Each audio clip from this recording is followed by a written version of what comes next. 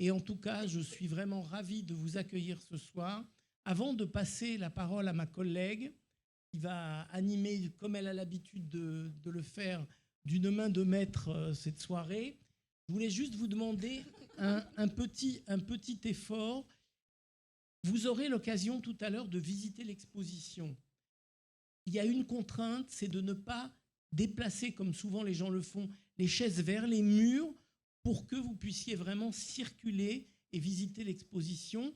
C'est un des buts de cette soirée. Juste cette petite précaution pour que tout se passe bien. Je vous souhaite une très belle soirée. Il y a plein de choses à faire ce soir entre vous et nous.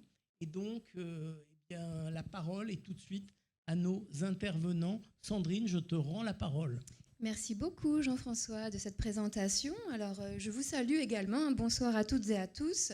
Merci de vous être déplacés si nombreuses et nombreux pour assister à cet événement avec nous qui est double, puisqu'on va célébrer deux choses ce soir, à la fois la parution de l'ouvrage Alain Kleinman, une œuvre de la mémoire à la transmission aux éditions Hermann sous la direction de Michel Gad-Volkovitch. Et le second événement, c'est le vernissage de l'exposition des lithographies d'Alain Kleinman qui débute ce soir et qui se prolongera jusqu'au début du mois de janvier. Comme dans tous les événements qui sont marqués ici, il est impossible de ne pas commencer une soirée sans avoir une pensée tournée vers Israël. Et depuis hier, nous avons recouvré un peu d'espoir, celui d'entendre que des otages pourraient être libérés. Mais néanmoins, nous ne sommes plus les mêmes depuis ce 7 octobre 2023, ce crépuscule où l'organisation terroriste du Hamas est entrée dans le sud d'Israël pour perpétrer le massacre le plus barbare jamais vécu depuis la proclamation d'indépendance de l'État d'Israël en 1948. Depuis, nous sommes toutes et tous hantés par les informations que nous n'aurions pas voulu entendre, que nous n'aurions pas voulu voir, et pourtant qui ne cessent de nous arriver et de nous atteindre dans nos âmes. 1400 civils ont été exterminés dans des conditions qu'il est impossible de décrire par des mots. Et près de 240 personnes, bébés, enfants, adultes et vieillards, ont été prises en otage. En peu de temps, plus de 360 000 hommes et femmes ont été appelés par Tsahal pour combattre le Hamas et empêcher que de telles exactions ne se reproduisent plus jamais, et bien sûr pour libérer les otages. Ce sont nos héros, et malheureusement, plusieurs d'entre eux sont morts au combat. Mais c'est aussi la force du peuple juif de constater qu'un élan de solidarité et de fraternité a immédiatement pris naissance en Israël et en diaspora pour aider et soutenir Israël et les Israéliens et demander la libération des otages. En même temps, une vague d'antisémitisme inédite a commencé à s'attaquer aux Juifs dans le monde entier. Et en France, des marches contre l'antisémitisme ont pansé un petit peu nos plaies béantes. Cher Michel Gad-Volkovitch, tu es psychanalyste. Alors, on ne va pas faire semblant de se vous voyer ce soir, on va aller droit au but, on va se tutoyer. Vous étiez là il y a quelques semaines, lors d'un lundi de Wiesel, pour aussi nous aider à gérer cette situation. On a envie de vous demander quels conseils tu pourrais nous donner pour nous rassurer et nous redonner du courage. Oui, c'est bon là. Et le seul conseil que je peux donner, et que je me donne à moi-même, c'est de nous retrouver, de nous rassembler comme on le fait ce soir, comme on l'a fait effectivement lors de cette conférence. Je crois que c'est important pour nous tous. J'étais en Israël il y a quelques jours, enfin il y a une semaine, et effectivement on s'est retrouvés à beaucoup, dont des psychanalystes qui étaient aussi traumatisés que les autres et qui pleuraient parce qu'ils se demandaient comment aider les autres alors qu'ils étaient aussi traumatisés que les autres. J'en ai fait partie, effectivement. Donc je crois que se rassembler comme aujourd'hui, retrouver nos liens, les faire vivre, des liens aussi de pensée comme ça va se faire ce soir, c'est la façon, je crois, d'essayer de transformer le mortifère et la répétition des traumatismes en force de vie. Merci beaucoup. Et je m'aperçois que je n'ai pas salué les personnes qui sont autour de moi. Vous les connaissez, hein, Michel Gad-Volkovitch, de ce côté, Alain Kleinman et Timo Borot, et puis d'autres contributeurs et contributrices qui vont nous rejoindre au fur et à mesure de la soirée. Alors, on l'a dit, c'est Jean-François qui l'a dit tout à l'heure, et Daniel Mesguich aussi. On essaiera de lui faire répondre à une de nos questions à l'issue de cette soirée. Alors, ce soir, c'est en fait une sorte d'histoire d'amitié qui va se dérouler devant vous. Alors, il y a d'abord celle d'Alain Kleinman et de Michel Gad-Volkovitch, mais aussi les histoires d'amitié qui lient toutes les contributrices et tous les contributeurs du livre à l'artiste et au psychanalyste. Ce livre d'art, vous voyez ici, il y a des exemplaires que vous pourrez vous procurer juste devant la salle, se compose de 2 parties. La première, qui contient 40 textes d'artistes, philosophes, psychanalystes, historiens, écrivains, qui éclairent le lien qui les unit à l'homme et à son art, et la seconde, qui l'illustre avec des œuvres. Alors, on peut citer les noms prestigieux des vivants ou des disparus qui ont collaboré en signant des contributions. Je prends le livre, c'est plus simple.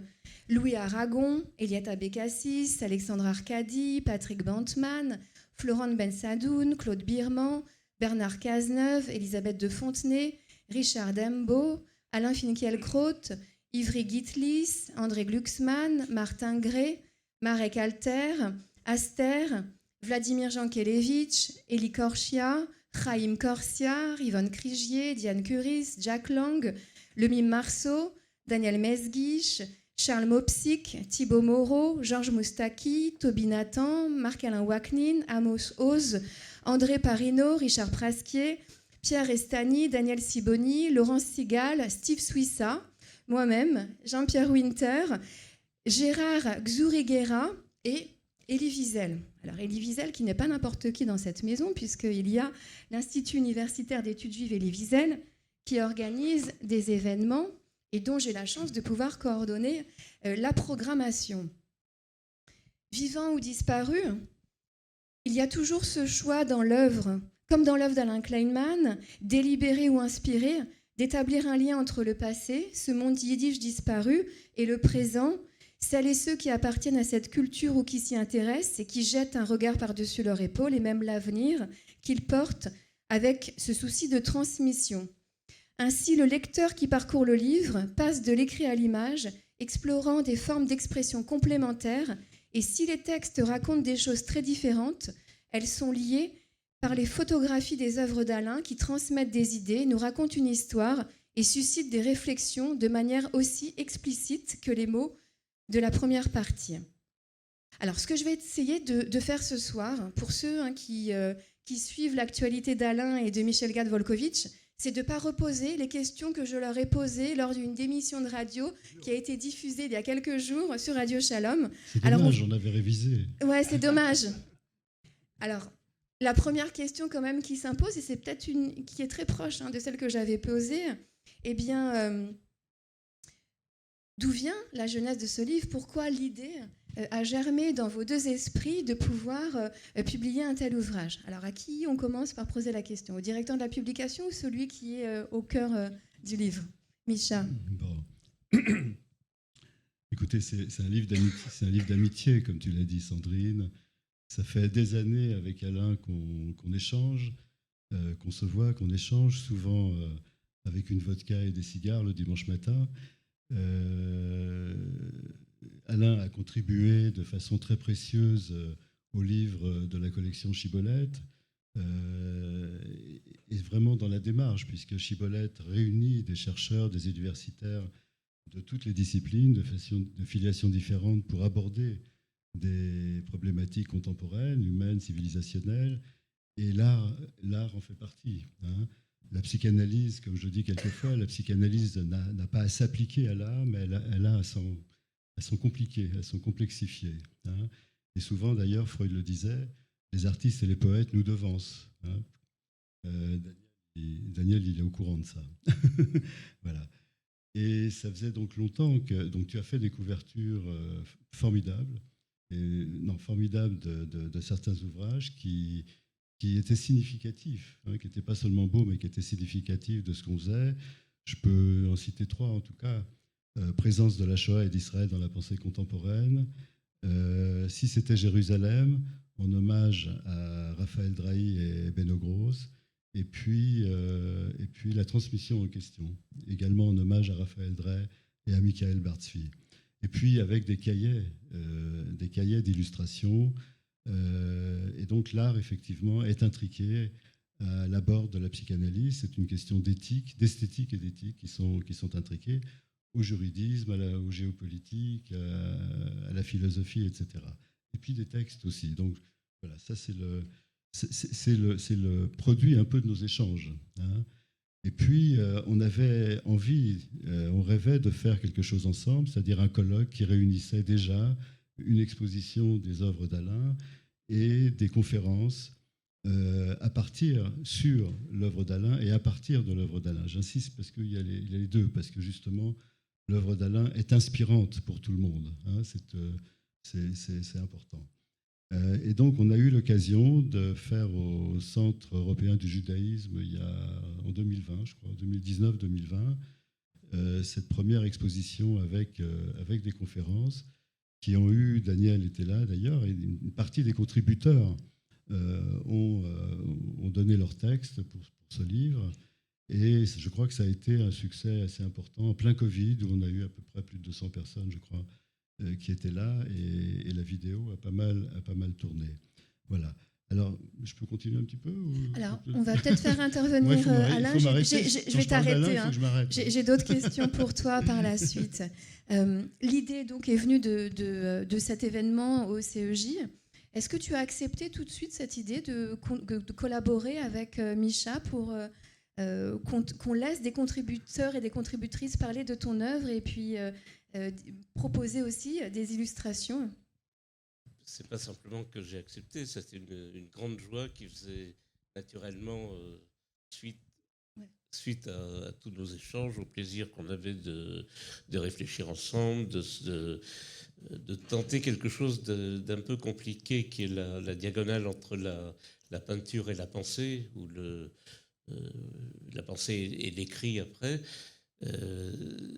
Par essence, sont des langages évidemment très différents. C'est-à-dire que la peinture, avant d'être une thématique, c'est évidemment une question de matière, de couleur, de forme, d'espace. Et donc, ça n'existe que parce que les mots, d'une certaine manière, ne savent pas parler exactement de ça. Et pourtant, c'est toujours très émouvant de voir la manière dont on a essayé de parler de peinture depuis toujours, avec plus ou moins de bonheur. Mais c'est très souvent une sorte de panégyrique un peu superficielle, ou j'allais dire, de discours de vernissage, enfin d'une espèce de lieu commun empilé avec une socialité autour.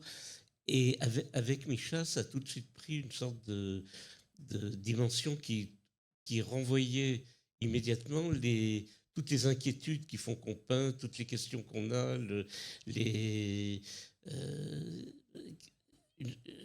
l'enracinement au-delà des toiles et des objets fabriqués dans les questions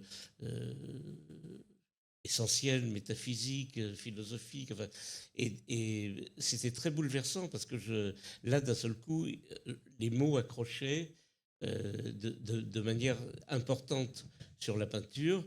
Et il y a eu cette espèce d'échange diagonal entre des domaines qui ne sont pas immédiatement destinés à se parler. Et je crois qu'on a eu immédiatement, outre l'amitié et la dimension humaine, c'est que Micha est quelqu'un que j'adore, donc au-delà de la profondeur de nos échanges, il y avait quelque chose de tout de suite remarquable dans cet échange, et donc c'est très naturellement, c'est pas que j'ai accepté, c'est une sorte d'évidence, et en tout cas un grand bonheur. Alors on l'a dit, on est entre amis ici et dans la salle. On va peut-être aborder des questions qui sont un petit peu personnelles parce qu'il y a de nombreux points communs dans vos itinéraires de vie et de pensée. Le psychanalyste Michel Gad-Volkovitch et l'artiste Alain Kleinman sont les fils d'un tailleur et d'un foreur. Est-ce que vous étiez destinés à vous rencontrer, à vous trouver, à vous apprécier, Micha ? Absolument. Écoutez, moi je dois dire que les œuvres d'Alain me bouleversaient avant même qu'on se rencontre, mais en même temps étaient troublantes pour moi et provoquaient un sentiment d'étrangeté, à savoir que mes parents sont nés dans les Sztétol, en Pologne, mais ils ne me parlaient pas tellement de ça. Hein. C'est comme le yiddish, à la fois ils voulaient que je comprenne le yiddish, mais en même temps ils ne voulaient pas que je comprenne le yiddish. Ils étaient très ambivalents avec tout ça, parce que c'était un monde disparu, parce qu'ils avaient, quelque part, ils avaient peur que ça contamine. Hein. Donc, d'ailleurs, ils m'avaient mis en classe d'allemand, parce qu'à l'époque, les bons élèves allaient en allemand. Donc, pour mes parents, évidemment, c'était terrifiant. Et donc, j'ai été en allemand, j'ai appris l'allemand, mais j'ai jamais pu avoir l'accent allemand. Et j'ai eu de la chance, parce que mon prof d'allemand a très bien compris ça, et donc m'a laissé avec l'accent yiddish de mes parents au lycée Turgot, où il y avait quand même à peu près 20% de juifs à l'époque. Donc c'était presque du folklore, parce que c'est une défense, effectivement. J'avais envie de savoir, j'avais envie de voir, et en même temps j'avais des résistances aussi, parce que je respectais d'une certaine façon les mouvements affectifs de mes parents. Et puis à un moment, bon, je m'y suis plongé. Bon, je vous avoue, c'est une confidence que mon analyse personnelle m'y a quand même aidé. Hein. Voilà comment je peux répondre. Et puis, bon, quand même, on dit d'Alain qu'il est le peintre de la mémoire. Hein. Alors évidemment, en tant que psychanalyste, la mémoire, la transmission, c'est quelque chose qu'on travaille beaucoup dans les cures, mais aussi qu'on a travaillé ensemble dans les bouquins, dans les colloques. Et au fond, j'étais d'accord et pas d'accord avec cette dénomination, parce que je trouve que la mémoire, au fond, dire le peintre de la mémoire, c'est figer la mémoire. C'est comme si, et dans la suite de ce que je disais là, c'est comme si on en faisait quelque chose, un fétiche, une relique, quelque chose de folklorique, quelque chose qui est fini, quoi, hein, une sorte de mélancolie, de nostalgie, etc. Quelque chose de mimétique, finalement. Bon. Alors que chez Alain, c'est pas du tout ça. Et je pense que là, on est dans le cœur d'un processus créatif où la créativité d'un peintre comme Alain Kleinman, c'est justement d'hériter de ce qu'il a, dans ce quoi il a baigné, hein, c'est-à-dire une culture, une pensée, la pensée juive, et puis d'autres filiations aussi, les filiations picturales, de pensée, etc. Et il en a fait quelque chose à lui, c'est-à-dire que le processus commence par la créativité, s'approprier des filiations différentes et en faire quelque chose à soi. Et à ce moment-là, effectivement, cette créativité, elle suscite des identifications, elle suscite des inspirations, parce que c'est des choses qui ne sont pas des reproductions cloniques, j'allais dire. Hein. Et donc, pour moi, la transmission, que j'appelle transmission de la transmission, c'est un processus, elle précède la mémoire. Ça n'est plus de la mémoire, c'est un travail de mémoire. Hein. Le processus de création est premier, hein, permet une transmission qui, à ce moment-là, échappe, hein, nous échappe. La créativité, elle est là, dans ce blanc, dans ces creux. Dans chaque tableau, il y a quelque chose qui nous échappe, hein, et ce n'est pas artificiel. Et c'est ça qui produit un travail de mémoire. Et c'est un travail de mémoire, à ce moment-là, inactuel. On n'est pas dans le passé, c'est quelque chose qui ouvre, au contraire, au futur. Hein. Et je pense que ce travail de mémoire, si on pense par exemple à Walter Benjamin, se souvenir au présent, faire un travail de mémoire, se souvenir, ce n'est pas tellement les souvenirs qui comptent. Hein. C'est ce travail qui modifie le sol de la mémoire, qui modifie notre rapport à la mémoire et notre rapport aux objets. Et dans les tableaux d'Alain, il y a des objets et des visages, enfin des personnages qui nous sont familiers. Les clés, les horloges, les machines à coudre, évidemment, qui me sont très chères, parce que moi, quand j'étais petit, je dormais, je raconte ça souvent, vous m'excuserez, je dormais et j'étudiais dans l'atelier de mes parents, et il y avait en grande partie des machines Singer. Et donc moi, je croyais que c'était un cousin Singer. Et j'ai mis très longtemps à m'apercevoir que ce n'était pas du tout un cousin, malheureusement, parce que j'aurais hérité de pas mal de choses. J'ai eu quelques désillusions comme ça. Voilà. En tout cas, ces objets familiers n'étaient pas des fétiches et des reliques, ne sont pas des fétiches et des reliques. Au contraire, ce sont des scènes de vie. Hein, elles sont des scènes de vie animées qui nous transmettent la vie, qui nous transmettent la culture. Et tous les personnages sont magnifiques. hein. Je ne sais pas si vous les avez, enfin vous les connaissez. Je veux dire, quand vous voyez des enfants qui jouent du violon, qui étudient, des vieilles personnes qui étudient avec les livres, etc., des femmes qui ont un visage d'une dignité incroyable, hein, elles nous inspirent, elles ne sont pas mortes, quoi. On les habite et elles nous portent vers quelque chose, hein. Voilà, et c'est vivant, c'est pas une mémoire morte, quoi. D'où l'idée de la transmission. Oui, Alain ? Si je peux me permettre, juste un petit mot sur une sensation que j'ai en ce moment et que je vais avoir sûrement du mal à exprimer et qui fait le lien entre Sandrine, ton introduction à cette soirée et ce que tu viens de dire, c'est qu'effectivement, on a dit souvent que je travaillais sur la mémoire. Encore une fois, c'est un mot, c'est pas de la peinture, mais une fois ces précautions oratoires prises, il y a quelque chose quand même de juste et dans quoi je me reconnaissais. Simplement, les actuels événements décalent d'une certaine manière, sans que je comprenne exactement comment et quoi, cette relation à la mémoire. C'est-à-dire que jamais dans ma génération, je n'aurais pensé devoir, comme nous tous, réaffronter, revivre au présent une situation comme celle dans laquelle on est. Et d'un seul coup, j'ai l'impression que, je ne sais pas, c'est plus de mémoire dont il s'agit, c'est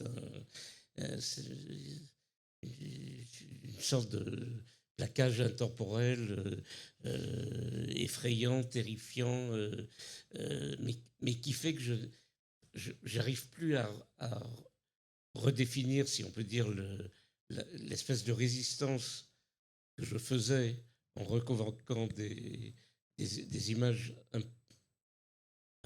un peu anciennes au vu de ce qui est en train de se passer aujourd'hui. Donc je ne sais pas du tout où j'en suis de ça, mais je ne peux pas ne pas dire mon trouble. Et au-delà de cette pensée, de cette réflexion, est-ce que ces événements peuvent changer quelque chose dans ton inspiration, dans tes œuvres à venir ? À vrai dire, je crois que le peintre est le dernier à pouvoir dire ce qui va ou non transformer sa peinture. C'est-à-dire que si on le savait, on y serait déjà, si on peut dire. Il m'est arrivé, en essayant d'analyser des choses, de voir comment un événement, 10 ans après, se répercutait sur une partie de la toile. C'est-à-dire qu'on est traversé par sa peinture. C'est pas pour organiser une mythologie de cette activité, mais c'est compliqué d'abord pour le peintre lui-même, si on peut dire. Donc, c'est pas pour éviter ta question, mais pour être honnête, évidemment, je n'en sais rien. Alors, on a Thibaut Moreau qui est parmi nous, qui est psychanalyste, qui fait partie de l'association de Micha, qui est un des contributeurs du livre. Avant de te poser une question, je voudrais juste citer quelque chose que tu abordes dans ta contribution qui est très intéressante parce qu'en fait, ton exposé, ta communication reprend des citations et des propos d'Alain et l'un d'eux pourrait expliquer l'origine de ton geste, Alain, de peindre, si tu peux le commenter. Alors, je vais le lire. Il reprend une citation à toi qui dit « Il est probable que le besoin que j'éprouve de travailler sur d'anciennes photos de famille provienne du fait que ma propre famille, ayant dû fuir plusieurs pays d'Europe centrale, n'ait pu conserver que de très rares photos. Je me suis sentie comme obligée de repeupler ces albums que je n'avais jamais eus et de remplir les vides de façon imaginaire. » Alain, est-ce que tu peux commenter ça et après je poserai une question à Thibaut. J'aurais du mal à commenter ce que j'ai moi-même dit, si on peut dire. Par contre, Thibaut va plus loin que ce que j'ai dit. Alors Thibaut, pourquoi aborder ce point-là en particulier ? Alors il y a une question leitmotiv que je vais poser aux contributeurs et contributrices qui vont arriver. C'est comment avez-vous rencontré Alain Kleinman et quel regard portez-vous sur son œuvre ? Alors, avant de répondre à ces deux questions, déjà, pourquoi cette idée de mettre une suite de citations dans votre contribution ? Plusieurs choses se présentent à mon esprit au moment de répondre. La première, c'est le dialogue entre la parole, l'écrit et la peinture. Et tout à l'heure, Alain, quand tu as évoqué ce qui se passe entre la peinture et les mots, tu as parlé de ce que les mots n'arrivaient pas tout à fait à dire, ou quelquefois pas. Et la dernière rencontre que nous avons faite à Chibolette reprenait le même titre que celle qui tenu le colloque que nous n'avons pas pu faire à Tel Aviv, c'était comment nommer. Et je me suis dit, particulièrement dans cette époque, pour nous, il y a cette difficulté et cette direction vers laquelle il faut aller, de nommer, mais aussi complète, ou qui va avec, et qui parle d'autre chose, mais qui est de peindre. Et j'imagine que dans ce noir dans lequel on peut se trouver, quelquefois on commence à faire, et puis quelque chose vient, si on y arrive. Il y a ce complément-là, complément. Je vois, moi, comme un dialogue. Bon, ça, c'est la première chose. La deuxième, c'est que je dirais que les œuvres d'Alain sont accueillantes comme il l'est lui. C'est-à-dire, je suis arrivé devant un univers que je ne connaissais pas et j'ai pu y entrer et je m'y suis senti bienvenu, comme quand je suis venu dans ton atelier. Il y a cette chaleur et cette présence qui sont fécondantes, enfin, quelque chose qui font que des paroles viennent et qu'on peut rentrer en dialogue. Et là, je viens à la réponse que je peux dire, c'est que quand je me suis retrouvé à écrire, c'était dans la suite de s'être rencontrés, et puis c'était avec ton énorme catalogue dans lequel j'ai plongé. Et il y avait des textes, et il y avait des peintures. Et puis j'ai lu les peintures, j'ai lu les textes, et puis on est rentré en discussion. Et c'est comme ça que, avec ces pièces qui se complètent, ces cris, ces peintures, il y a eu toute une matière. Et je termine avec ça, ma réponse. Toute une matière qui ressemble énormément à ce qui se passe dans une cure, où on va partir avec des éléments qu'on trouve ou qui remontent à la conscience, ou qu'on ramasse presque par terre, comme ça en arrivant, et comme tu fais avec les objets, où tu vas les prendre et puis tu vas les écouter et puis tu vas leur donner la parole. Il y a la même chose avec ce qu'on trouve de nos mémoires, de nos souvenirs, voilà, cet échange-là. Merci beaucoup. Alors, on va prolonger ce propos avec Micha, qui est psychanalyste aussi, en plus d'être le directeur de cette publication. Et tu exprimes magnifiquement dans l'avant-propos, qui est plus qu'un texte, c'est presque une étude sur l'œuvre d'Alain. Elle s'intitule Alain Kleinman ou l'ombre de l'œuvre, peindre l'impossible mémoire, transmission, création, art, psychanalyse, pensée juive. Et je voulais te demander pourquoi cette expression d'ombre de la mémoire, d'ombre de l'œuvre.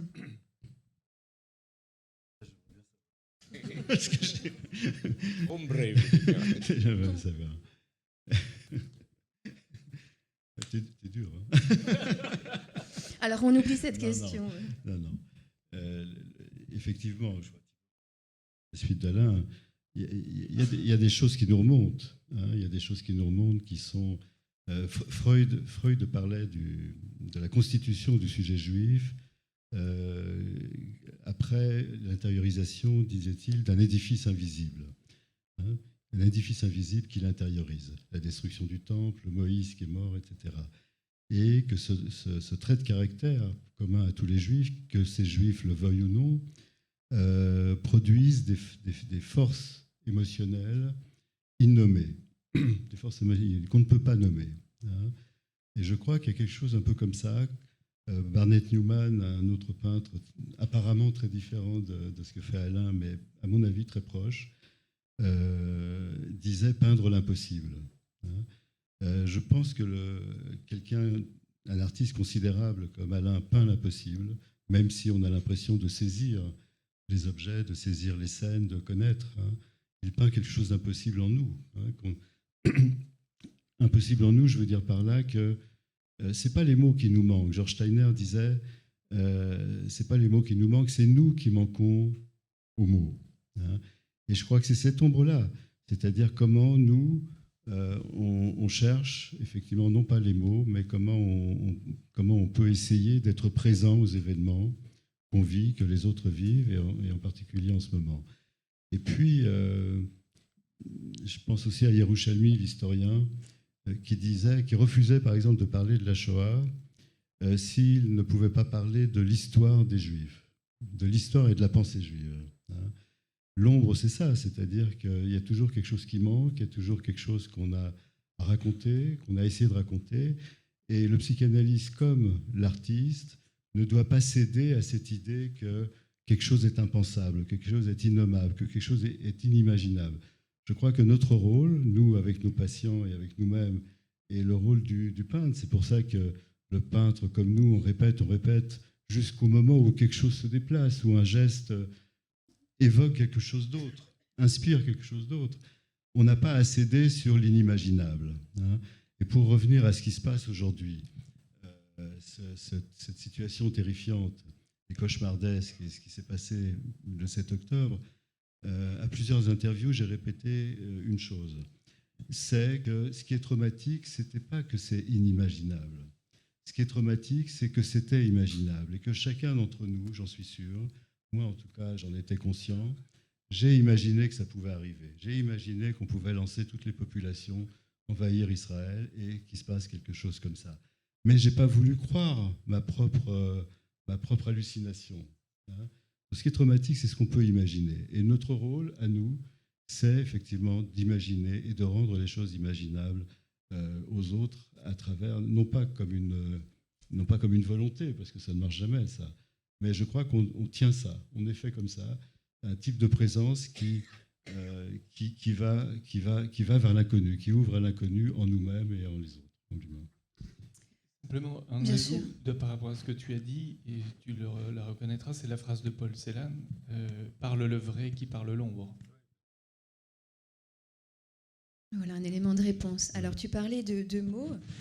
Tu écris, Alain, dans la préface, et pourtant mettre des mots sur la peinture est une tâche particulièrement compliquée.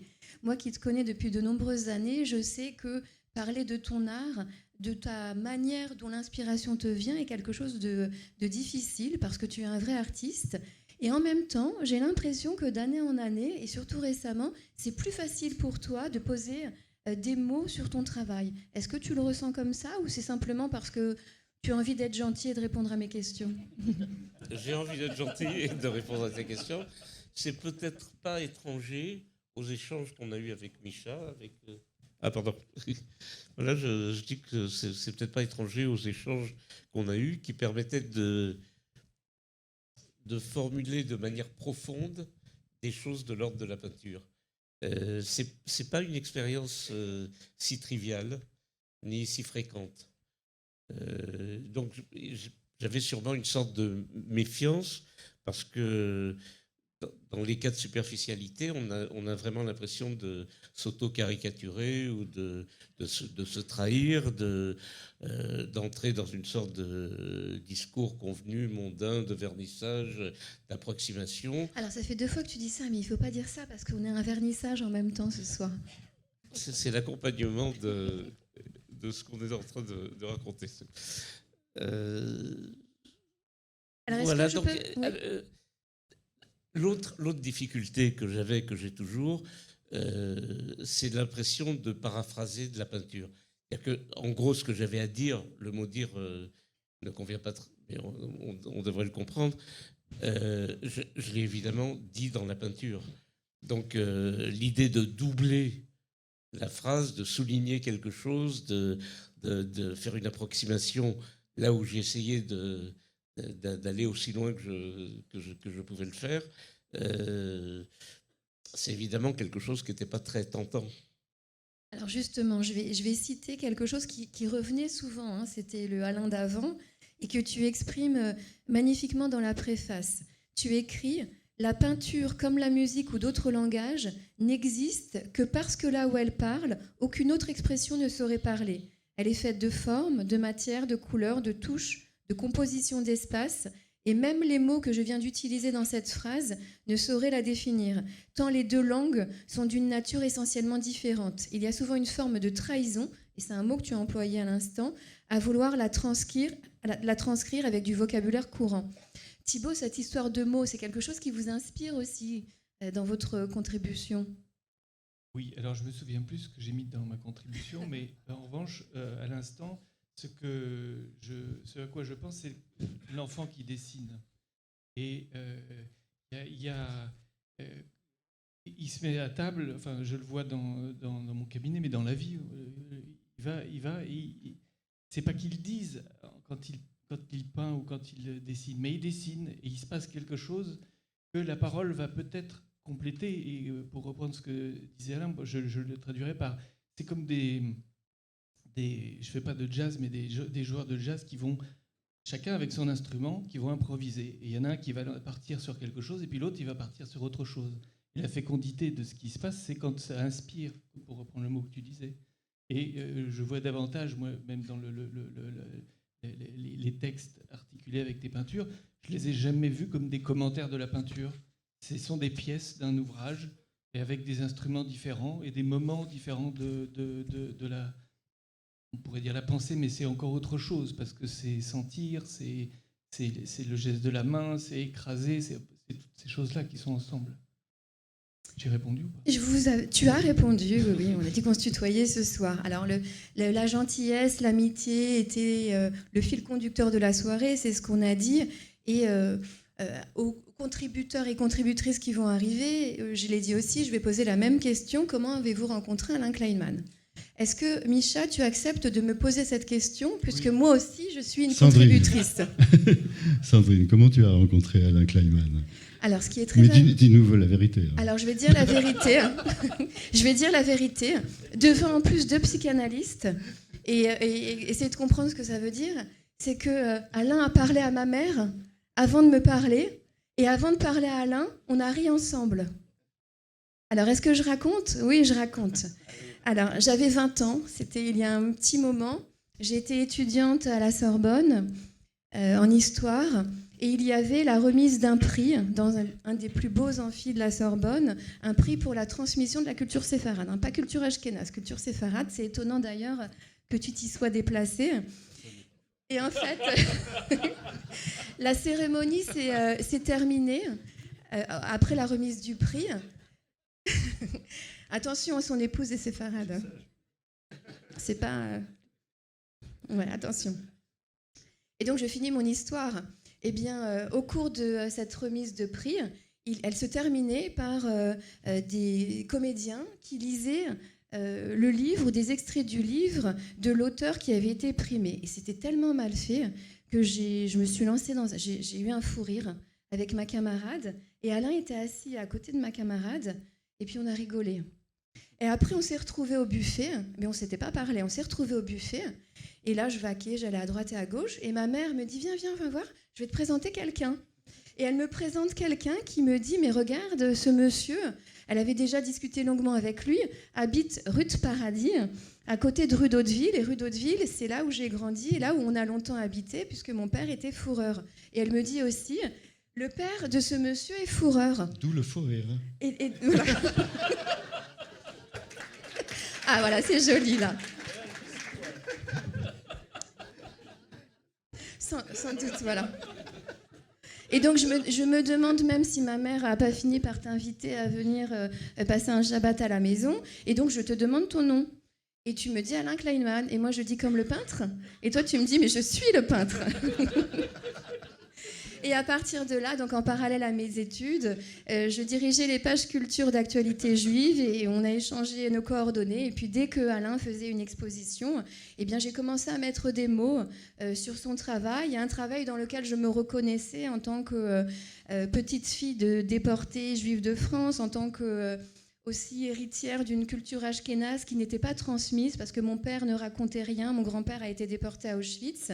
Et puis, de fil en aiguille, on s'est rapprochés. Je pense que peut-être mes critiques de tes expositions te plaisaient. Et puis, j'ai écrit un premier livre sur les intellectuels juifs et tu as accepté qu'il y ait en couverture une de tes œuvres. Et puis, tu as donné des cours de peinture à mes enfants. Et puis, c'est passé quelque chose de magique. Et ça, c'est le plus important. C'est pour ça que je voulais que tu me poses la question.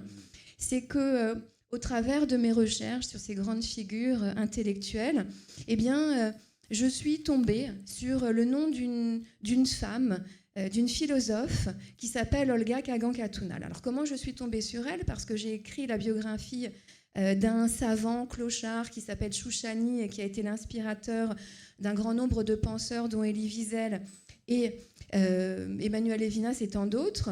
Et dans les archives de quelqu'un qui avait hébergé ce Chouchani revenait le nom d'une femme qui avait été le maître de ce monsieur Gottfarstein qui avait hébergé Chouchani.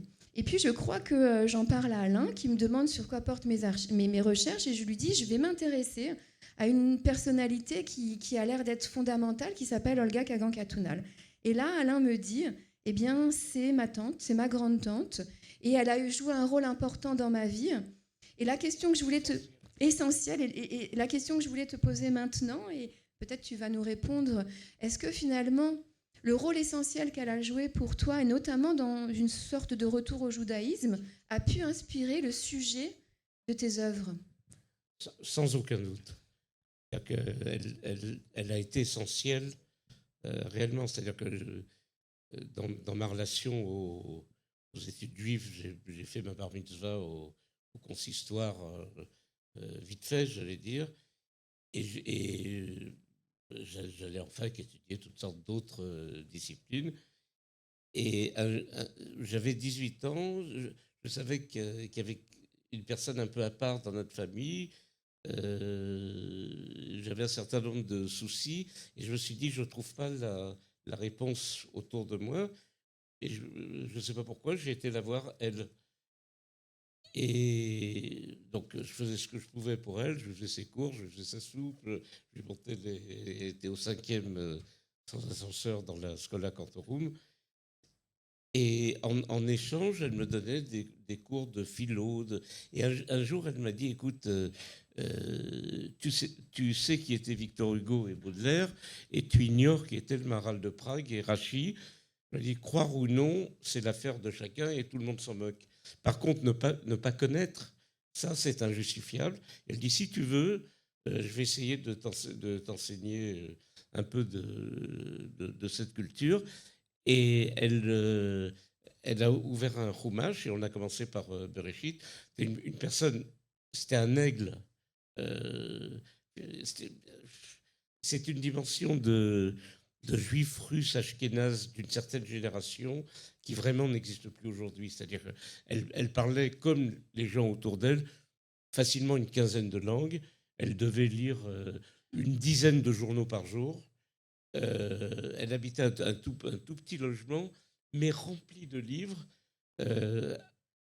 Un des personnages dont tu connais l'existence autour d'elle, un certain Reiss, qui était professeur de littérature russe, je crois, au Grand Palais, commençait l'année par amour de la poésie en achetant des livres dans 1000 langues différentes.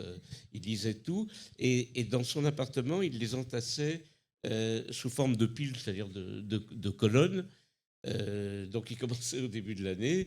À mesure que l'année passait, son espace vital et celui de sa femme, par conséquent, diminuait. Et il faisait une grande vente avec tous ses élèves du Grand Palais en fin d'année, où il se débarrassait de l'ensemble et il recommençait l'année d'après. Pour donner une idée aujourd'hui de ce qu'était cette génération, ce monde-là. Je connais pas d'équivalent aujourd'hui. Il y a des gens formidables, évidemment, mais pas dans cette dimension. Donc, tout ça pour dire que en commençant d'étudier Bereshit avec elle, j'ai tout de suite été bouleversé. C'est évidemment la partie la plus métaphysique de la Torah, avec tous les enjeux les plus compliqués à saisir. Et ça a été un bouleversement, je ne sais pas comment le dire autrement. Par ailleurs, elle avait vécu l'histoire du siècle, c'est-à-dire qu'elle a fait la révolution russe en 18, elle était avec Einstein à Berlin, elle était dans le groupe surréaliste, elle était avec le rabbi de Lubavitch de New York, d'Angleterre. Pas Schneerson, mais Zalman. Voilà, qui devait, à vrai dire, reprendre, je crois, le flambeau. Oui. Et comme il avait un handicap physique, c'est le cousin du rabbi, il n'a pas été nommé. Absolument. Elle a participé à ces écoles philosophiques de Berlin. elle a très bien connu un auteur qui est passé un peu à la trappe de l'histoire, un certain Oscar Goldberg, qui en fait avait un point de vue très particulier sur la Kabbale, mais qui a été un peu secondarisé par Gershom Scholem, qui était son concurrent, et qui lui avait la chaire de Kabbale à l'université hébraïque de Jérusalem. Elle aurait dû être sa traductrice en France d'un livre majeur de Goldberg, La réalité des Hébreux. Voilà, et elle a une destinée incroyable. Alors, je m'y connais un petit peu parce que grâce à Alain notamment, qui a toutes les archives d'Olga Kagan-Katunal, eh bien, j'ai pu retracer sa biographie. Et si tout va bien, j'espère qu'en 2024, eh bien, ce livre pourra paraître avec en couverture une illustration d'Alain. Mais tu n'as pas répondu à ma question. Est-ce que tu penses que sans cette rencontre décisive, eh bien, le sujet de tes œuvres aurait été le même ? Non, il n'aurait pas été le même. Elle m'a fait entrevoir vraiment une personne. Comment dire ? Avant ça, j'avais une certaine réticence avec ce qu'on peut appeler la catégorie du religieux, disons. Qu'est-ce que tu aimais peindre avant ? Alors, il se peut qu'un peintre refasse dans son parcours, d'une certaine manière, l'histoire de la peinture. Donc j'ai beaucoup aimé la Renaissance italienne, le XVIIe hollandais, le XIXe français, et puis on s'approche de l'histoire contemporaine. J'ai beaucoup aimé le surréalisme, certaines parties du réalisme, et petit à petit, on remonte aux questions qui se posent à l'époque dans laquelle on est. Et là, il s'agit d'essayer de trouver son langage, des mots pour continuer. On est comme un équilibriste sur un fil. Y a pas on n'en sait rien. Donc on essaie de faire un pas et de ne pas tomber, si on peut dire. Et chaque peintre je pense, a plus ou moins ce sentiment quand il essaie de mettre au point une sorte de vocabulaire pour parler, pour essayer de dire, mais le mot, encore une fois, n'est pas juste ce qu'il souhaite. Quel était le début de la question ? Donc ça, c'était avant et après Olga Kagan-Katunal ?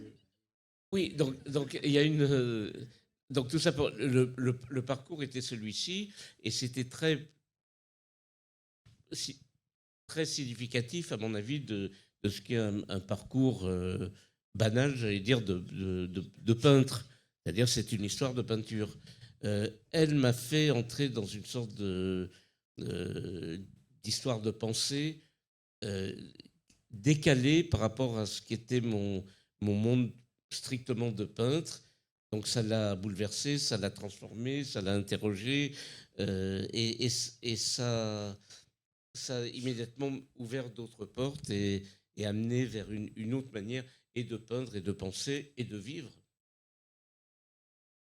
Et qu'est-ce qu'elle disait de tes premières œuvres qu'elle a vues ?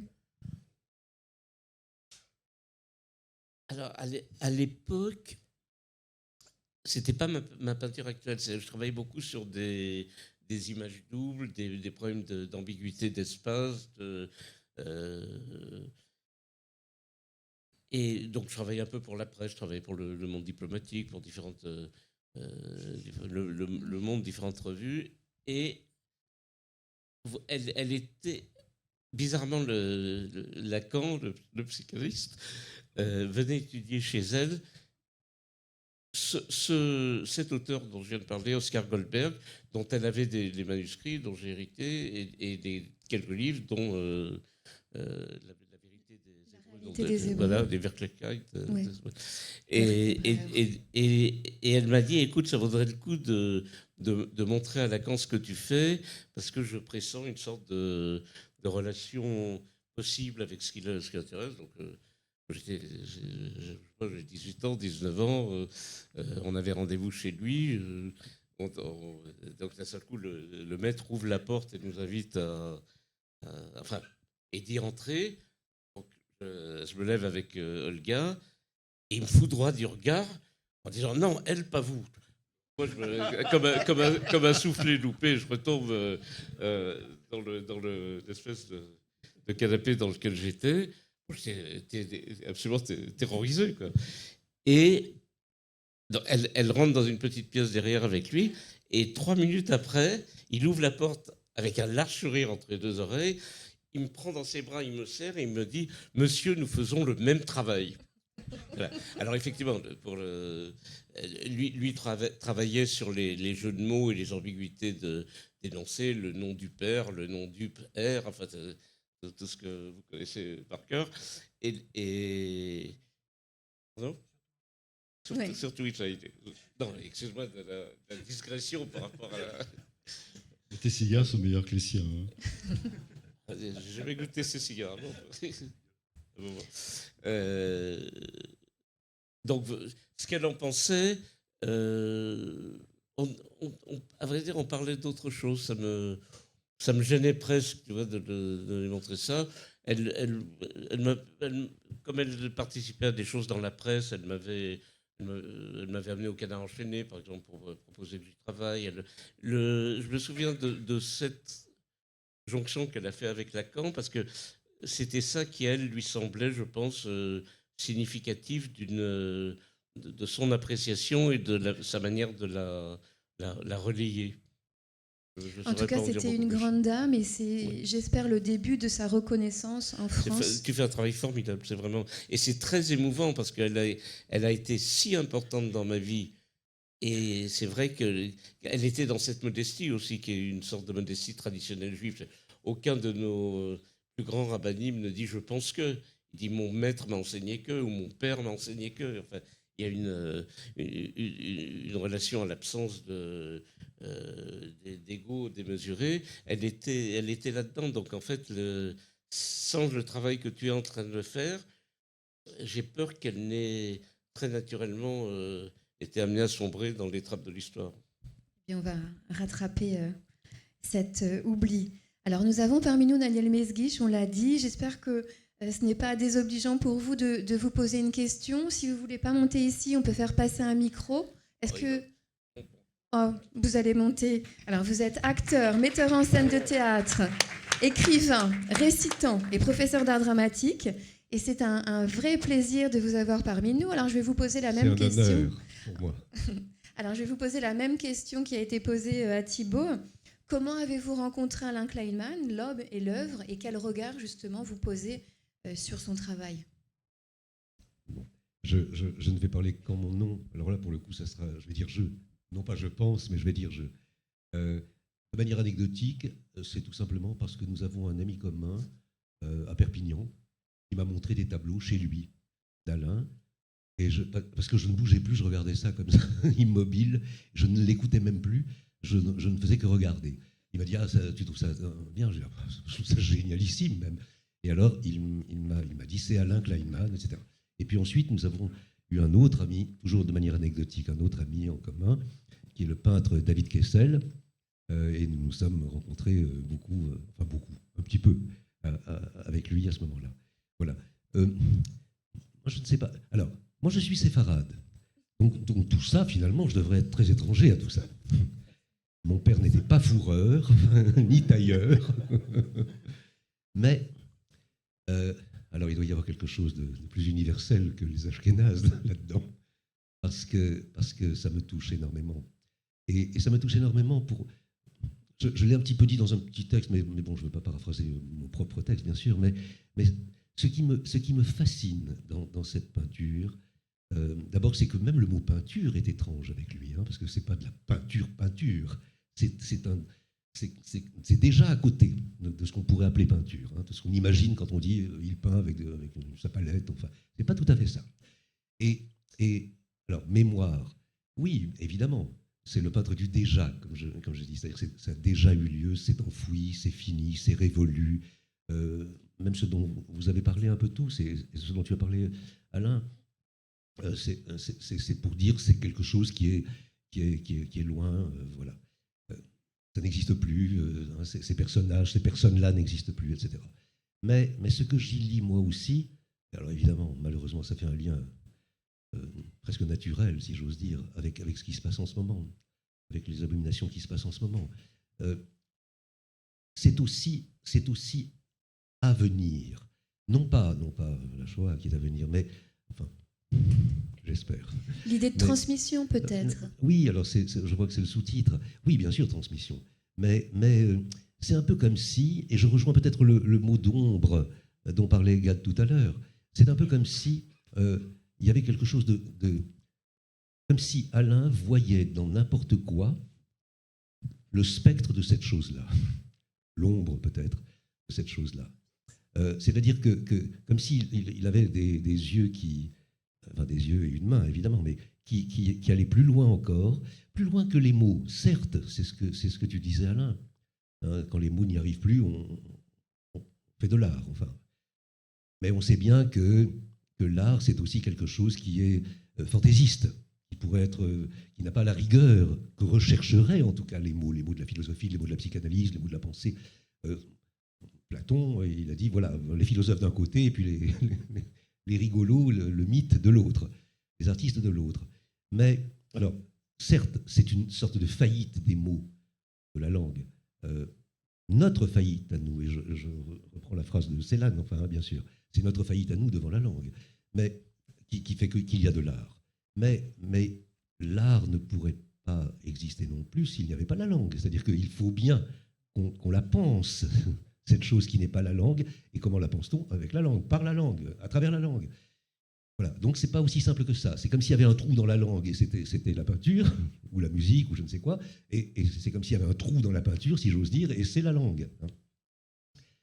Et ce tourbillon-là, je trouve qu'il est à l'œuvre immensément dans le travail d'Alain, parce que c'est un peu comme si donc il voyait ces faillites successives, il voyait le spectre de la chose, de la personne, de l'horreur peut-être, ou alors au contraire de la joie. Hein, c'est pas forcément pessimiste. Et il peignait ça. Autrement dit, il peint aussi non seulement la ruine des choses, la ruine de cet escalier, la ruine de ce landau, la ruine de cette personne qui n'est plus là, mais il peint aussi le devenir ruine de n'importe quoi et de n'importe qui. Et donc c'est cet avenir-là, en quelque sorte. Comme s'il était tentaculaire, comme s'il plongeait dans les racines les plus lointaines, et l'avenir le plus lointain aussi, l'avenir impensable même. Voilà, donc je trouve que c'est une œuvre fondamentale. Merci beaucoup. Je vais juste vous poser une question parce que c'est très intéressant ce que vous venez de dire. Au-delà de l'anecdote, le fait que tout le monde n'est pas ashkénaze ce soir et qu'un séfarade puisse se reconnaître ou trouver des messages dans cette œuvre, il y a un mot qui n'a pas été prononcé, c'est le caractère universel de la réception des travaux d'Alain. Est-ce que vous le percevez aussi comme ça, que finalement une œuvre qui parle à tout le monde et pas uniquement à des personnes qui seraient des enfants de survivants ou de déportés de la Shoah? La preuve, je ne suis pas un enfant de déporté, donc il parle à d'autres que cela, certainement. Universel, je suis moins sûr en revanche. Je ne suis pas sûr que ça soit universel, comme si tout le monde était un seul. Je ne crois pas. Je crois que c'est aussi une œuvre précise, et comme elle est précise, elle dit oui à certaines choses, elle dit non à d'autres. Donc c'est pas aussi universel que ça. Mais oui, sans doute, ça la déborde en tout cas, comme toutes les grandes œuvres. Merci infiniment, Daniel Mesguich. Alors, Micha, vous vouliez réagir à ce... Oui, sur le mot universel. Oui. Je pense que le travail d'un artiste ou d'un penseur, à partir du moment où c'est un travail de subjectivation, c'est-à-dire un travail où l'artiste s'implique, il y met quelque chose de lui, ça devient quelque chose de singulièrement universel pour les gens qui peuvent s'en saisir. N'importe qui peut s'en saisir, non pas forcément de l'objet lui-même, mais du processus, de la façon dont on s'investit. Et n'importe qui, et d'ailleurs c'est le cas pour les Cubains par exemple, ils s'en inspirent, ils s'en saisissent dans leur propre langue, dans leur propre culture. C'est en ce sens que c'est universel, c'est pas intériorisé comme tel. Et d'ailleurs, moi, plus largement, Alain, moi je vais t'appeler Highlander maintenant. Pourquoi ça? Highlander. Parce que dans notre bouquin, il y a des gens de générations antérieures, certains ne sont plus là, ils ont quand même écrit. Yankelevitch, on a fait un tour de force quand même. Il n'y a pas que les retours des souvenirs et du refoulé, il y a aussi, c'est-à-dire des gens comme Yankelevitch, Wiesel, des gens très différents, de disciplines différentes, des écrivains, des philosophes, etc., Bon, et aujourd'hui, des hommes de théâtre, des psychanalystes, c'est-à-dire ça touche tout le monde, ça peut toucher tout le monde. Tout le monde peut s'inspirer et peut intérioriser quelque chose de l'acte, du geste d'Alain, encore une fois, pour en faire quelque chose à lui-même dans son propre langage. Donc Highlander, ça veut dire que tu traverses les générations et tu es toujours le même, et tu es en forme. Hein, donc c'est formidable. Et ça peut toucher aussi le président du consistoire, Monsieur Corchia, qui vient de nous rejoindre. C'est un honneur et qui est aussi un des contributeurs du livre. Alors on disait, le fil conducteur, c'était l'amitié. Élie, vous êtes un ami de la maison, vous êtes un ami d'Alain. Et il y a une question lancinante qui a été posée, c'est comment avez-vous rencontré Alain Kleinman et quel regard vous portez sur son œuvre? Et si vous pouviez nous dire quelques mots. Merci. Bien sûr, et avec un grand plaisir d'être parmi vous ce soir. L'actualité en Israël fera que je dois participer à un débat télévisé à 22h et je serai obligé de vous laisser un petit peu plus tôt que je n'aurais voulu. Mais c'était fondamental pour moi de venir ici et d'être avec vous ce soir. Et d'être évidemment aux côtés de mon ami Alain Kleinman, que je connais depuis un peu plus de 25 ans, un quart de siècle.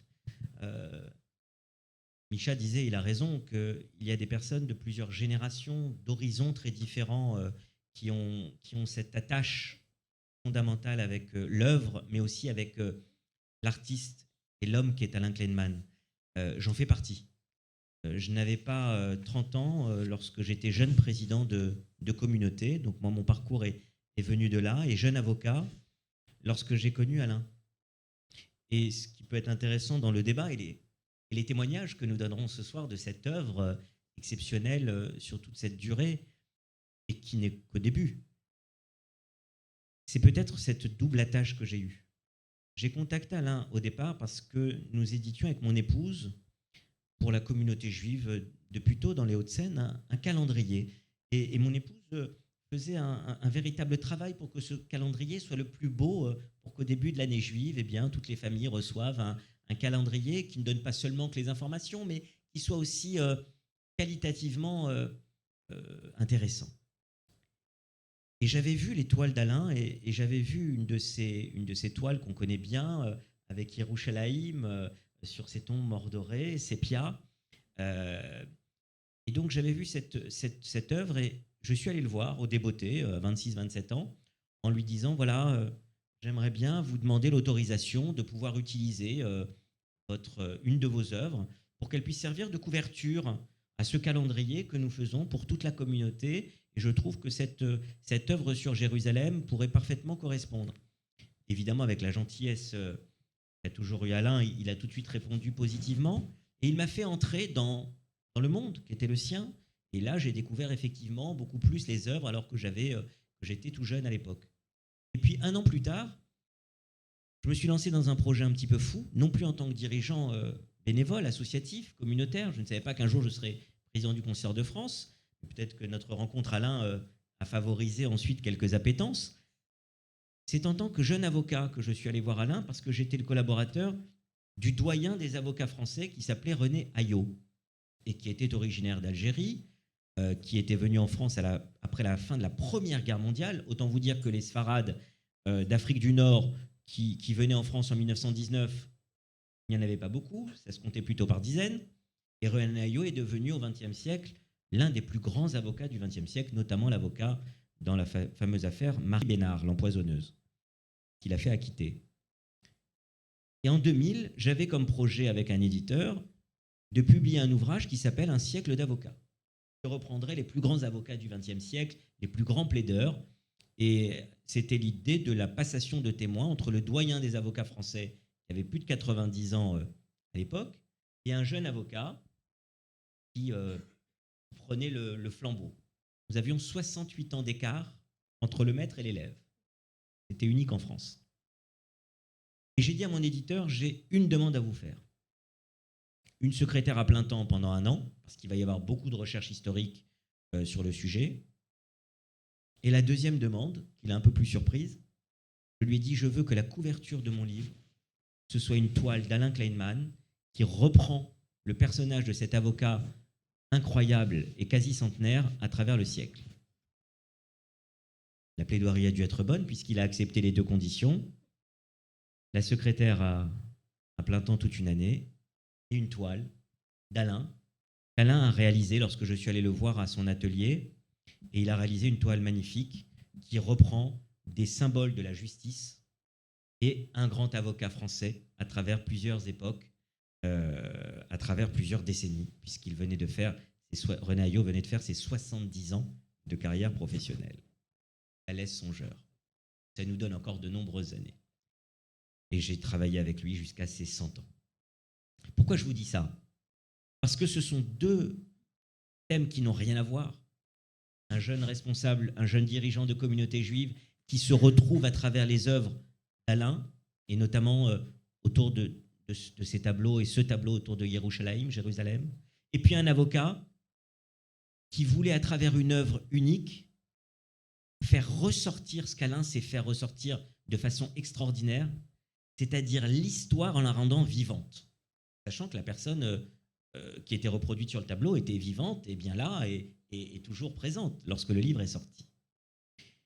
J'ai gardé cette relation avec Alain depuis 25 ans et j'ai suivi toute la trajectoire de cet artiste qui nous réunit ce soir et c'est pour ça que j'ai eu plaisir à écrire ce texte parmi les contributions pour montrer l'attachement que j'ai à l'œuvre et à l'artiste. Vous savez, on est dans une époque un petit peu difficile. On est dans une époque où parfois on nous enjoint de séparer l'artiste de son œuvre. Quel plaisir quand une œuvre colle parfaitement bien avec un artiste.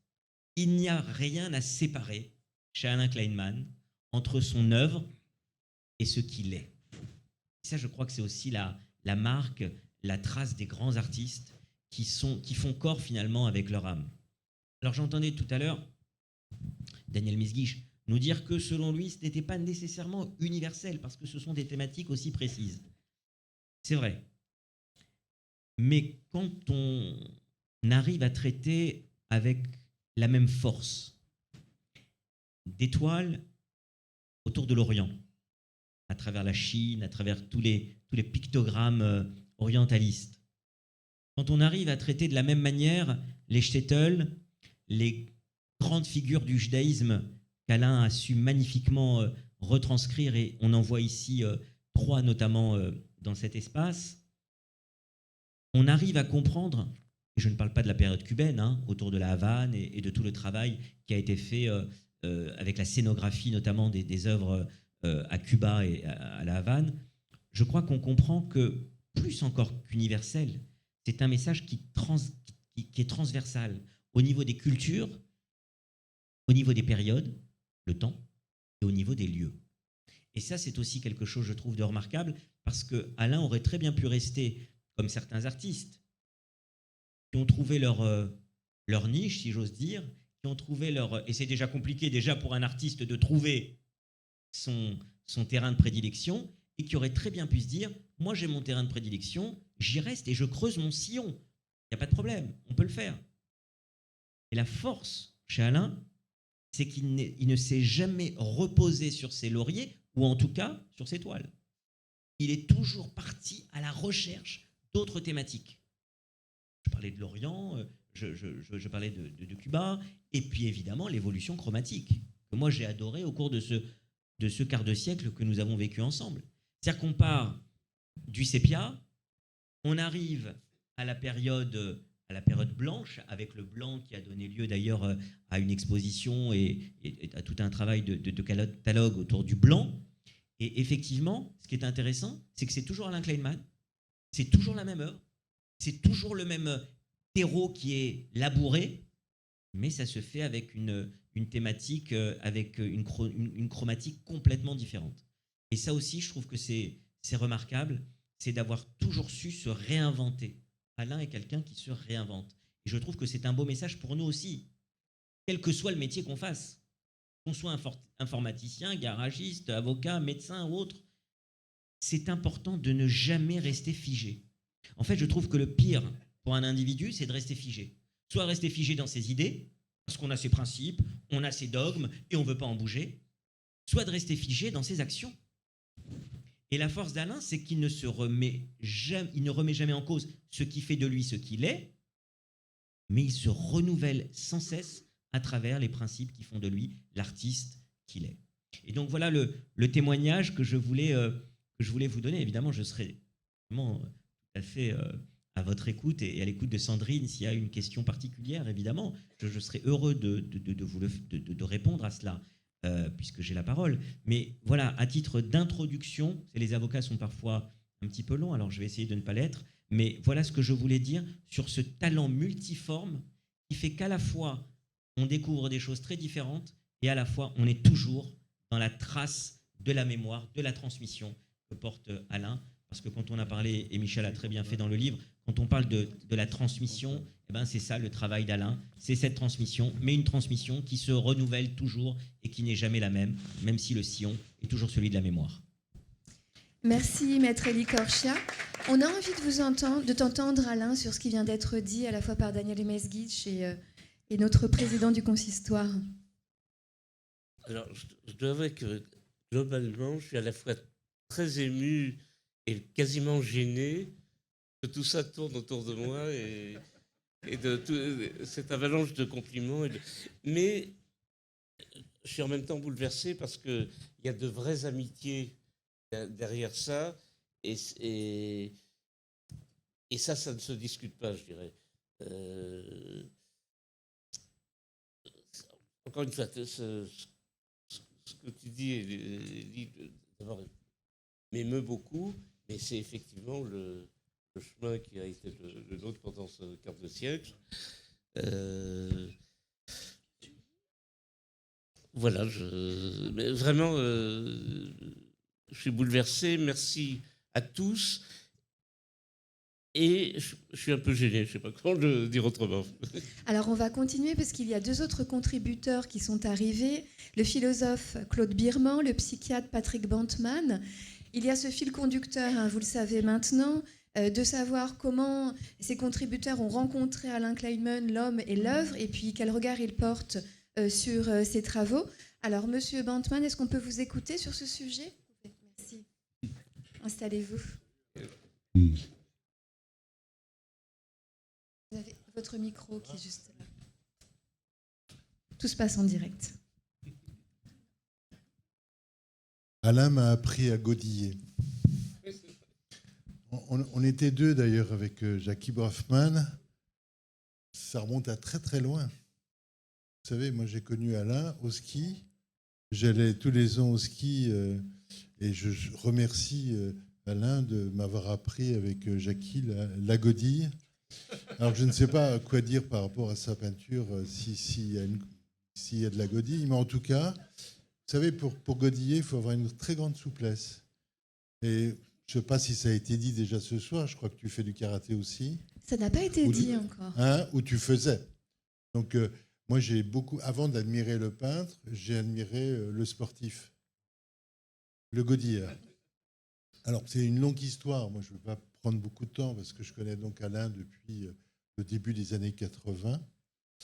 On allait au ski et c'est vrai que ton œuvre a évolué dans ces années-là, sans doute par rapport aux rencontres dont tu parles.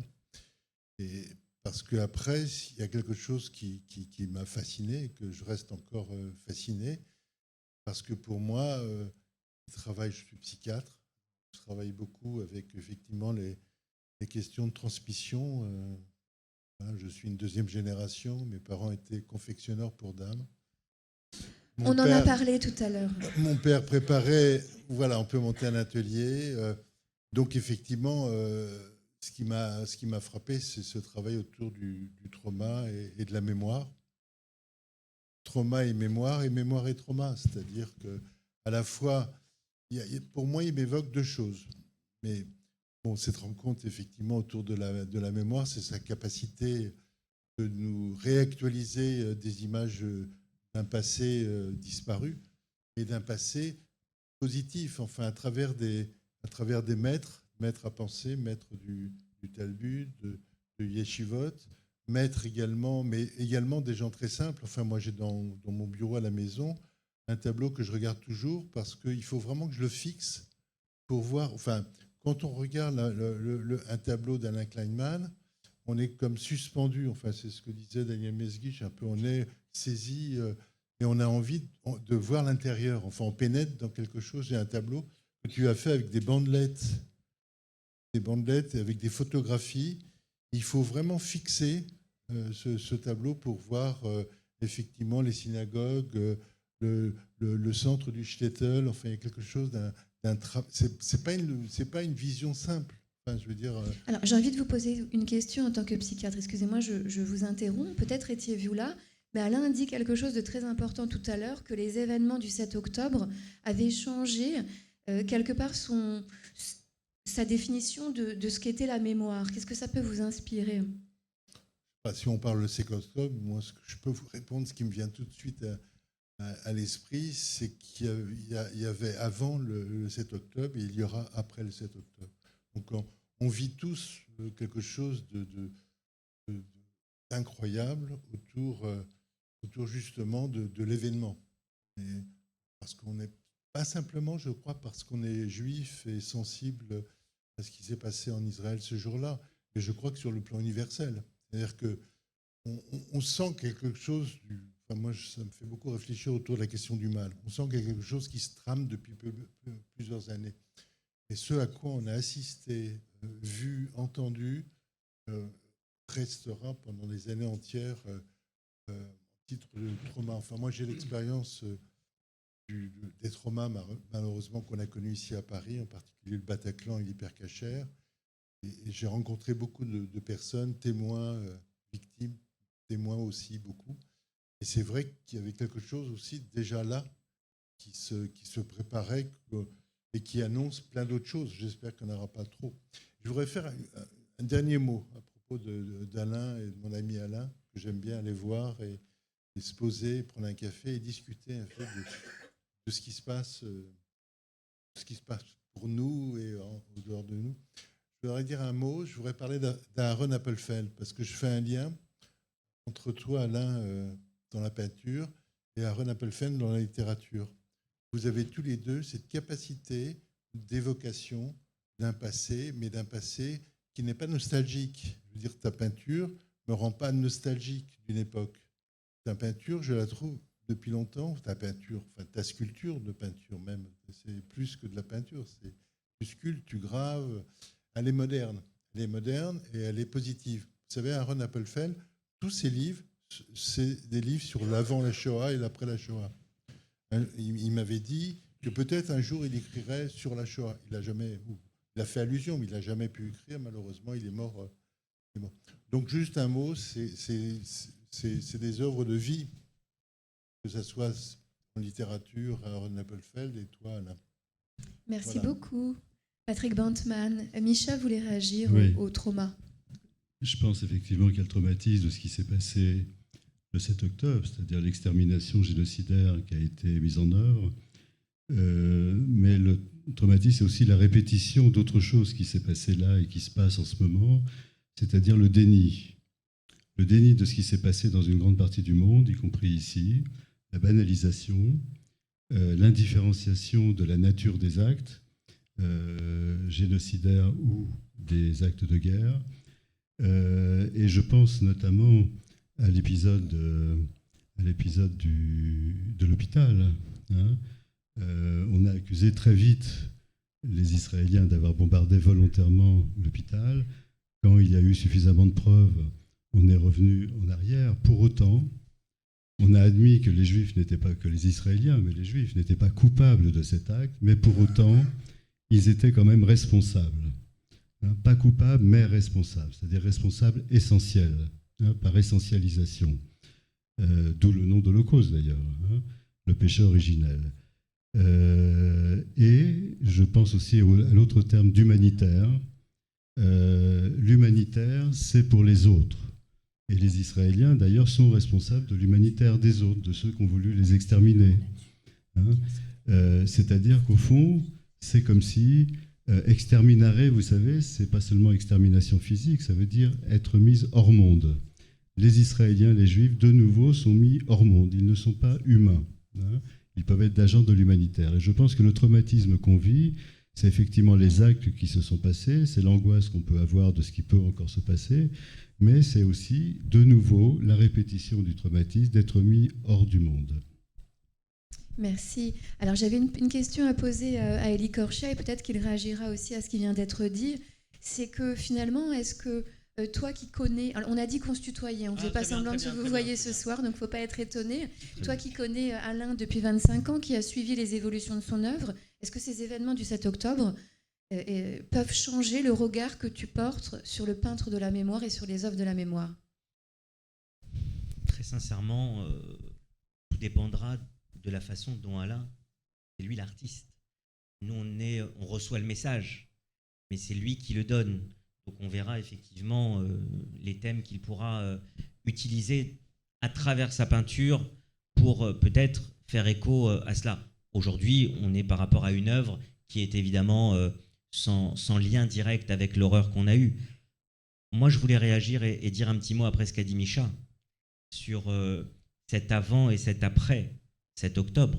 Je me suis beaucoup exprimé dans les médias depuis 1 mois et demi sur un certain nombre de sujets, mais moi je voudrais revenir sur un point. Il y a une différence quand même, parmi les différences, il y a une différence majeure. Le trauma, il est là, il est répété. On l'a dit, c'est la pire attaque contre les Juifs depuis la Shoah. Mais il y a quelque chose qui est différent. Que la barbarie islamiste change par rapport à l'époque de la Seconde Guerre mondiale, notamment. On est ici avec un peintre. On est ici avec un travail sur des images. Et moi, c'est sur le thème de l'image que je voulais vous dire un mot. Les nazis, quand ils ont fait leur massacre, quand ils ont fait leur génocide, ils cachaient les choses. Ils ne voulaient pas que des images se retrouvent. Et il ne faut pas oublier qu'en 1944, il y a toute une opération qui est menée par les nazis, une opération qui vise à détruire les preuves lorsqu'ils sentent que la guerre va être perdue pour eux. Aujourd'hui, ce qui s'est passé le 7 octobre, on l'a déjà retrouvé. Vous aviez raison de rappeler des épisodes que notre pays a vécu, des épisodes d'attentats terroristes. J'ai accompagné la famille Sandler lorsqu'ils ont perdu Myriam et Samuel, leur fils Jonathan, et leurs petits-enfants Harry et Gabriel. Et je me souviens que devant la cour d'assises, je vous parle de cela il y a déjà 5 ans, devant la cour d'assises spécialement composée lors du procès des attentats, Samuel avait été à la barre pour parler en tant que partie civile de son fils et de ses petits-enfants. J'étais à ses côtés en tant qu'avocat, et il avait dit à la cour ce qu'on est en train de dire. Il avait dit, vous savez, les nazis faisaient tout pour ne pas montrer les images. Et le terroriste islamiste qui a tué mon fils et mes petits-enfants, lui, il était fier, il voulait communiquer, il voulait glorifier ses actes, et il s'est attaché une caméra GoPro. C'est ce qu'on a vécu quelques années plus tard, lorsqu'il y a eu les attentats de janvier 2015, et c'est ce qu'on a vécu en Israël. Et ça montre le lien aussi entre les démocraties, la démocratie israélienne, la démocratie française, ce que je rappelle à chaque fois dans les radios, les télévisions ou les journaux où je m'exprime. Et ça, c'est important, et je rebondis là-dessus. Voilà aussi une des différences. Il y a des parallélismes qu'on peut faire dans l'horreur, et il y a encore des événements qui nous montrent une différence, et cette glorification de l'image, c'est aussi quelque chose aujourd'hui de nouveau dans la guerre islamiste, de l'islamisme radical que Israël est en train de combattre. Merci Élie. Vous voulez réagir? Patrick Bantman, vous avez le micro. Je veux réagir simplement pour dire que on s'est mobilisé, et une soirée comme celle-là est effectivement tout à fait bénéfique parce que le 7 octobre nous a privés de parole. Nous avons été, on en a parlé beaucoup avec Micha, sidérés. Pour beaucoup, il a fallu 1 semaine au moins pour émerger, c'est-à-dire pour cesser de regarder en boucle les mêmes images, écouter les mêmes retransmissions, attendre, se saisir soi-même, ressentir que la vie, c'est au-delà ou en deçà de ça. Et ce que je voudrais dire, enfin, c'est que la communauté s'est mobilisée. Bien que vous soyez notre certaine manière. La communauté s'est mobilisée, je voudrais pour preuve la manière dont se sont mis en place des plateformes diverses, et vous le savez, pour aider nos concitoyens, pour aider cette communauté qui est très ébranlée à 2 niveaux. Il y a eu bien sûr le 7 octobre, mais il y a aussi l'antisémitisme. On dit un mot, ne serait-ce que pour dire qu'on reçoit beaucoup d'appels de gens qui, de leur solitude, qui, parce qu'ils se bâillonnent dans leur univers professionnel, voire relationnel, qui ont vu leurs amis leur tourner le dos. Et ces gens-là, et c'est cynique ce que je vais dire, c'est que je découvre des gens qui n'avaient aucun antécédent psy, qui n'avaient jamais consulté, qui n'avaient jamais même évoqué la peur ou l'angoisse, qui sont angoissés, qui ont besoin effectivement de consulter, d'avoir une écoute. Parce que ce passage, ça rejoint un peu ce qu'on disait tout à l'heure sur cet effroi, et ce côté aussi visuel, parce que, vous savez, le visuel, c'est le spéculaire. À l'origine, le spéculaire prend. Et ce spéculaire, c'est ce qui fait du trauma.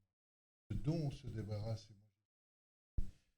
un des jeunes de Noseratora, ce dont il n'arrivait pas à se débarrasser, c'était la culpabilité qui se rajoutait. Enfin, ce jeune, vous connaissez, c'est Jonathan, comment il s'appelle ? Son nom, Chétrit, qui a écrit un livre. D'ailleurs, ce livre a été très thérapeutique pour lui. Et Jonathan était obsédé par un truc, je sais pour l'avoir soigné. Le truc, c'était, il pensait qu'il aurait pu faire quelque chose contre Mohamed Merah. De la place où il était, c'est-à-dire de la synagogue à Ozer Torah, s'occupant de certains enfants, protégeant les enfants, il a croisé le regard. Et ce qui est intéressant, et ce qui l'a sauvé d'une certaine manière, effectivement, c'est de se rendre compte, physiquement ou géométriquement, que de là où il était, c'était impossible de faire quelque chose. Il est devenu, oui, il s'est débarrassé de son trauma. Enfin, effectivement, il a pu finir ses études, écrire ce livre, qui est un livre très thérapeutique. Voilà. Merci beaucoup. Alors, on a dans la salle des membres de la famille Kleinman. On a notamment Raphaël. Est-ce que Raphaël accepte de nous rejoindre ? C'était pas prévu.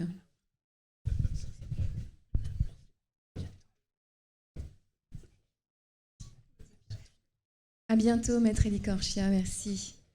Alors, Raphaël, je ne vais pas vous demander comment vous avez rencontré votre père, mais... Un jour au cinéma. On n'habite pas très loin l'un de l'autre. De temps en temps, on mange ensemble. Je connais très bien ses enfants. Mais plutôt, quel regard vous portez sur le travail de votre père, de savoir qu'il y a quelques jours, il a été honoré par l'Institut de France, qu'aujourd'hui, un ouvrage de plus lui est consacré, qu'une exposition est organisée autour de ses lithographies. Qu'est-ce que ça vous dit, tout ça ? Alors, là où la question elle est particulièrement intéressante, c'est que j'ai un regard qui a beaucoup évolué, surtout ces derniers temps. Alors, il s'avère, au plus grand regret de papa, que j'étais dans une école juive, mais plutôt à tendance séfarade. Et donc, j'ai toujours préféré les rites, les offices séfarades.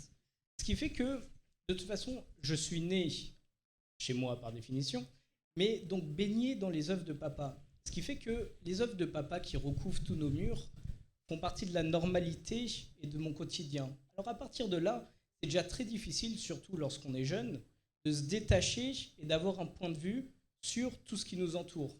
Parce que ça relève du naturel. Mais après, au fur et à mesure du temps, une fois que j'ai passé mon bac, j'ai commencé de plus en plus à m'intéresser modestement à la vie religieuse et à mon côté ashkénaze, en fréquentant une nouvelle synagogue, la Rachichoul. Et à partir de ce moment-là, c'est comme si la véritable partie, la véritable essence de mon identité, ce que papa nous a toujours inculqué, et ce qui en réalité peignait tous nos murs avec ses œuvres, prenait un sens et révélait une identité. Et là où c'est devenu encore plus fort, et d'ailleurs ça s'est fait il y a à peine quelques jours, voire quelques semaines, c'est que mon côté ashkénaze, mais aussi lié à l'étude avec les grands rabbinim, le Rav de Soloveitchik, le Rabbi de Gour, j'ai remarqué qu'on les retrouvait dans ses œuvres. Je regardais ses œuvres, avec un regard à peine neuf, parce qu'encore une fois, je reste toujours baigné et mes yeux sont habitués. Mais je commence à observer plus précisément et je vois, entre autres, les grands rabbanim. Les grands rabbanim dont mon Rav me parle, dont mon Rav m'enseigne les enseignements, ce qui commence à revêtir une toute autre dimension de la chose. Et d'ailleurs, j'ai dit il y a à peine quelques jours à papa, fais attention parce que plus tard, si tu veux, quand j'aurai mon appartement, je vais te dévaliser en litho parce qu'il y a énormément de lithographies qui me plaisent. Mais le fait que, en réalité, c'est assez intéressant, je pense, c'est assez profond, le fait que les œuvres de papa me plaisent parce que naturellement, bien entendu, ce que fait mon père, par l'amour que j'ai pour lui, naturel, c'est censé me plaire.